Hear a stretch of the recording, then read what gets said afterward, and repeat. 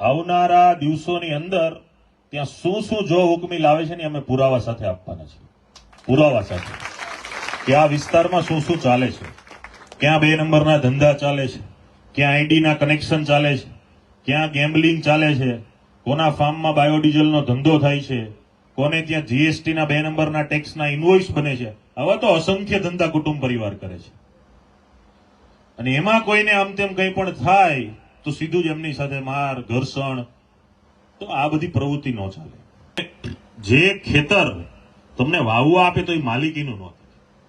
કોઈ ખેતર તમને વાવવા આપે તો એ ખેતર માલિકીનું ન થાય. તમે વાવો, લણો, ખાઓ, ઓકે, પણ એના ઉપર માલિકી હક ન લાગે. તમે એમ કહો કે ગોંડલમાં કોઈ આવી ન શકે. તમે માતાના દૂધની વાત કરો, કયા હિસાબે તમે સંસ્કારની વાત કરતા હોય? કોઈ વ્યક્તિ માના દૂધ ઉપર તમને આંગળી છીંદે તો એનો પ્રતિકાર હોય જ. પછી પક્ષ હોય, પાર્ટી હોય, સમાજ હોય, બધું સાઈડમાં.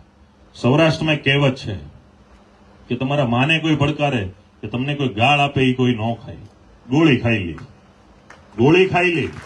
કોઈ મા ઉપર કહે કે કોઈ ગાળ આપે એ સૌરાષ્ટ્રનો એકય સમાજ ન કરે.